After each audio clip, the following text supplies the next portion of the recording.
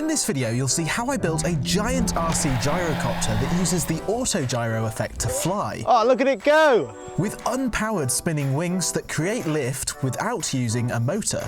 Normally, aeroplanes use wings to fly that create lift through both decreasing the pressure above them and directing air downwards to make the plane go up. Autogyro planes are different as they used angled, rotating blades to create lift in a similar way to a helicopter, but these blades freewheel around due to being angled slightly backwards, making them work a bit like a windmill. In the 1950s, engineers thought it would be a good idea to build airliners using this principle, as it would allow an aircraft to take off and land in shorter distances while travelling faster than regular helicopters. I'd seen a few RC models before that used this autogyroing effect to fly, but nothing on the scale of an autogyro airliner. So of course I wanted to try and build one. But this ambitious project would not be easy at all, as I've actually never built an RC autogyro before. So my goals for this project were to first build a small RC autogyro to learn as much as possible about autogyro design, then next scale up the design to see if a simple RC autogyro design would work on a giant scale. The very first problem was to figure out how to make the blades of my first RC autogyro. I glued some strips of Depron foam together at specific angles and fitted strong carbon reinforcements to the leading edges.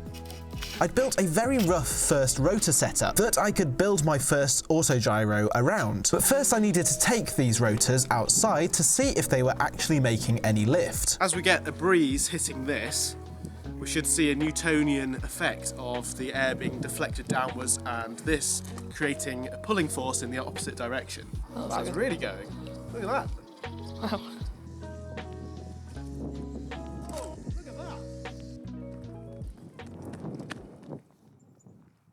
So now we had the blades working pretty nicely, next it was time to design our first aeroplane fuselage to go underneath them. I based my design on one I found online to get the general proportions and shapes, cutting out parts from 3mm Depron. This plane would be as simple as possible, with a fixed rotor head and dual counter-rotating rotor blades to cancel out any torque. Would these blades create enough lift though? Right then, I've just finished the first prototype, so let's go and see if it will fly. The flying field has been invaded by sheep today, so yeah, hopefully I don't take any of them out. Okay, we've got some auto rotation there. First attempt. Oh! Did something. That was unexpected. Oh no! Oh, I lost a blade. Well, it looks like the blades need strengthening slightly. This one here tore off when I chucked it, and then also they're a bit too flexible. I think I need to put more carbon on the trailing edges and then also put some tape potentially over the whole of the blade. Well, this was the earliest step in this project and we've already learnt quite a lot. Over the next few days, I slowly improved the version 1 gyrocopter, making the blade stronger through adding more carbon fibre, while increasing the thrust of the motor by using a higher voltage battery. Yes! Yes! Right, we've done a hop, let's do a proper flight. Oh! Yes! Look at that thing go! Oh my, I can't believe that's flying so well. Oh, it looks amazing! I've never flown anything that looks like this before. That is so cool. I discovered that these planes need quite a lot of thrust to overcome the drag of the rotors. Also, I discovered that these planes are quite sensitive to wind, which was a bit of a problem for the time of year I was attempting this project. Oh no. What we had figured out though was the angle of the blades could sustain flight by creating enough lift to offset the plane's weight. Finally, the plane was flying properly, even if it was a bit unusual to control. So this thing flies very differently to a normal aeroplane in that pitch is dictated by the throttle input, so more throttle means it goes up. You need to keep the angle of attack positive, otherwise the blades will basically stop spinning and go the other way. Can you hear the little like squeak? Yeah, it's like a squeaking.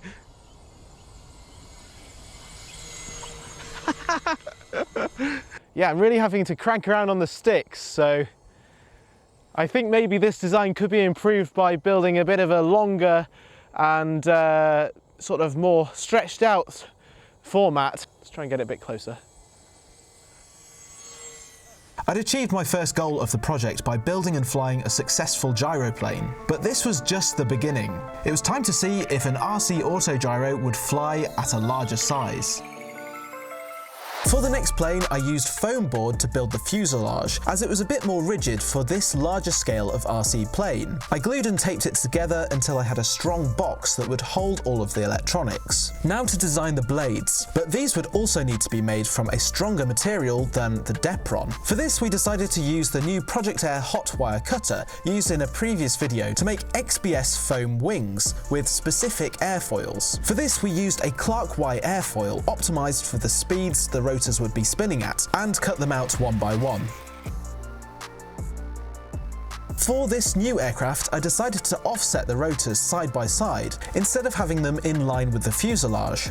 I thought this might help effectively make the plane more stable in roll and act more like a conventional aeroplane with a longer wingspan. Also, another problem to fix was to do with the blade's resilience to crashes. The blades had been easily damaged on our small plane, and this problem would surely be amplified on this larger autogyro, as any sudden impact with the ground would surely have much more force. To fix this problem, I decided to use aluminium plates with bolts that could move just a little bit, so that if or when a blade came into contact with the ground, the blades should be able to soak up the energy of the crash, without smashing to pieces. With 2 motors added for extra thrust, the design was looking good, and not a million miles away from the famous Rotordyne autogyro airliner that inspired the project. But would you want to fly in this aeroplane? We would see.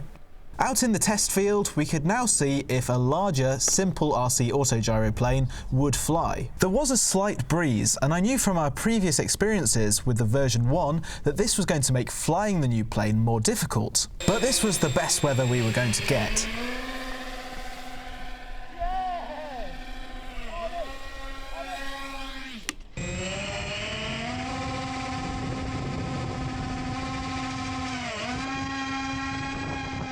The centre of gravity balance was a little off, but that had looked quite promising. I could adjust the centre of gravity by adding mass to the nose before trying again. I'm going to use a GoPro for nose weight.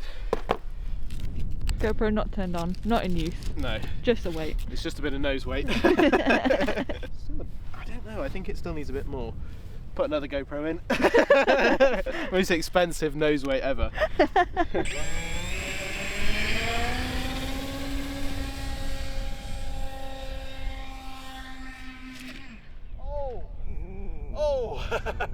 This time, the plane had got into a bit of an oscillation. Perhaps the dihedral angle of the arms was a little too extreme.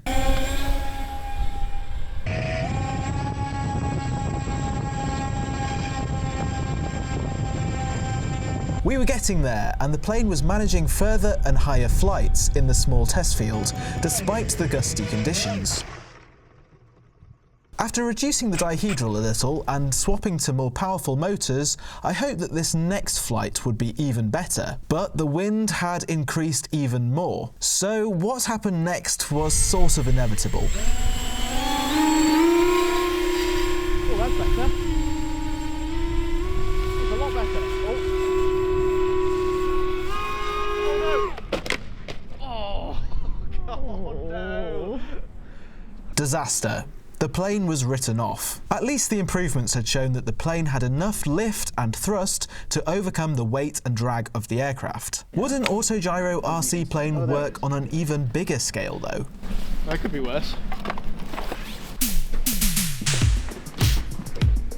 The next plane would be again much bigger than the previous version, meaning it would have far more lift than the previous planes. The problem, however, was going to be keeping the weight low, and this was going to be tricky as when building giant scale model aircraft, it's important to add a lot of strength. We decided to go with lightweight 25mm insulation board to build the fuselage. This was going to be quite a big plane to build, meaning I needed a lot of help cutting out all of the pieces, so Emma made sure to scale up the previous design by tracing 200% scaled up parts to the new material. So next I could hot glue everything together until it resembled a much larger version of our version 2 aircraft, taking that fairly successful design and scaling it up. We knew the rotors would be under a lot of force, so I 3D printed a strong rotor box out of Polymaker PLA and made the arms from 30mm carbon tubes, which should be incredibly stiff. Next, the rotor hubs were 3D printed with holes so that they could be securely bolted to the tubes. Now to figure out how to scale up the rotors, which would also have to be stronger and much more crash resistant to deal with the greater forces. I made some solid 3D printer rotor hubs with large bearings and fitted them with double the number of aluminium arms, bent to be at the correct angle, and these could also pivot just like on the previous plane to soak up energy of a blade hitting the ground. If you need parts for your own projects, like metal 3D printed or CNC machined parts, then I recommend using a website called PCBWay to make them. And PCBWay are actually the sponsors of this month's video. PCBWay have helped me to make all sorts of cool things in the past, and can help you to make things, as they provide all sorts of useful services for makers, such as PCB prototyping, 3D printing, CNC machining, sheet metal fabrication, injection molding, and OEM. They can make things out of a variety of different materials that I use all the time to make my RC projects. And this includes, but is not limited to, aluminium, stainless steel, brass, copper, titanium, and carbon fibre. All you have to do is design something on your computer software and then send it off to them. It's really that easy. They also offer multiple surface treatment options within their 3D printing and PCB manufacturing services, so it's very flexible to what you might need. So if you need some parts for your next project, make sure to click the link in the description and check out PCBWay. Finally, it was time to roll the new aircraft out of the VAB for its first test flight. But would this strange aircraft actually fly at this scale? Right, so we've got the plane pretty much finished and ready for a test flight. Yeah, I'm much more happy with how this thing's turned out. This has got so many improvements over the version 2.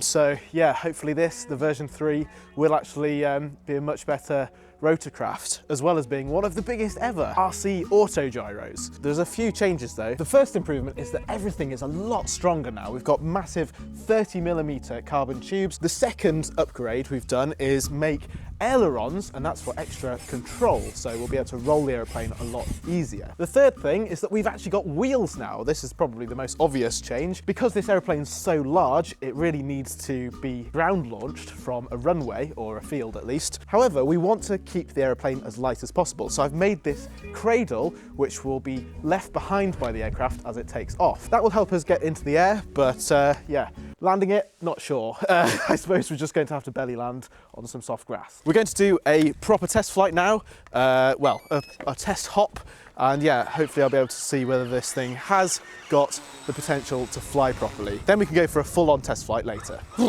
I'm very nervous. This could all get smashed to pieces as always, and I don't know if I've made the right design choices with this one, but we're going to find out. So let's put it in the air.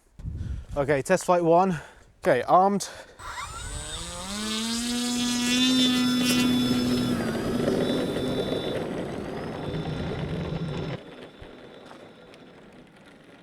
Right, didn't quite get the rotors spinning very fast then.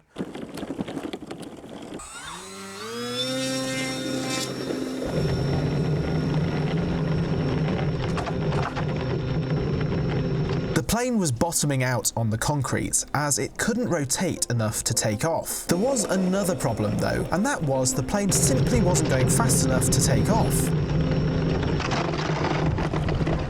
The blades weren't spinning fast enough, and it refused to fly. Oh no. It was probably time for another approach. Waiting a few days for some clear weather, we would go for a proper test flight with a hand launch instead of a ground launch. We would ditch the wheels and simply throw it into the air, just like the previous versions. It's very windy. It's also -4 with wind, so I'm pretty cold right now. If this doesn't work, I suppose that just shows that maybe we'll just stick with the small ones. Of course though, we had seen that this type of aircraft was quite bad at flying in breezy conditions. Would it survive, or would it be smashed to pieces straight away? Okay, start running.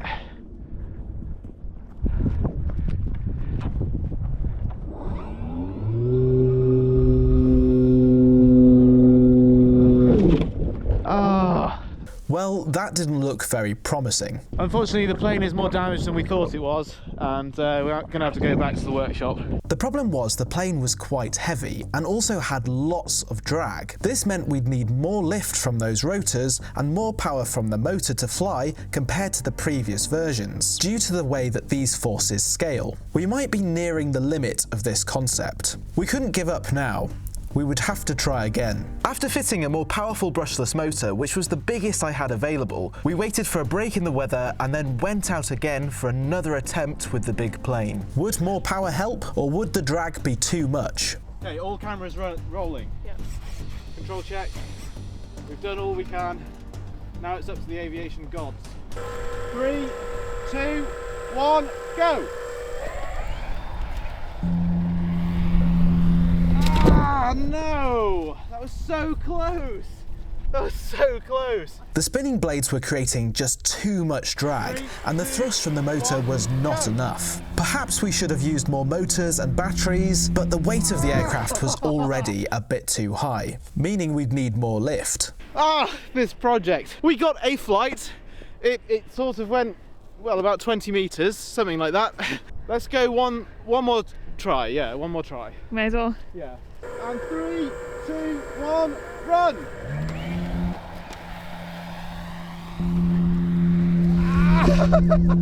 Ah, no! It's not going to do it. Ah! So we'd found the limit of how big a simple RC autogyro could go, and discovered that these planes really do fly better on a smaller scale. I'd achieved my primary goal of building a successful RC autogyro, and although our final plane couldn't fly for long, we had successfully built 3 highly educational aircraft. That taught me a massive amount about the basics of autogyro design. I think this just goes to show that even if you don't quite meet all mission objectives, it's still possible to learn a lot and have a lot of fun along the way. Thank you very much for watching this video and this crazy project. If you want to check out another one, there's one right here that you should probably go and check out if you've enjoyed this video. Subscribe to the ProjectAir channel down here. Click the link in the description to check out the website and all of the stuff on there to build your own projects. And I will see you on the very next video. Thanks for watching.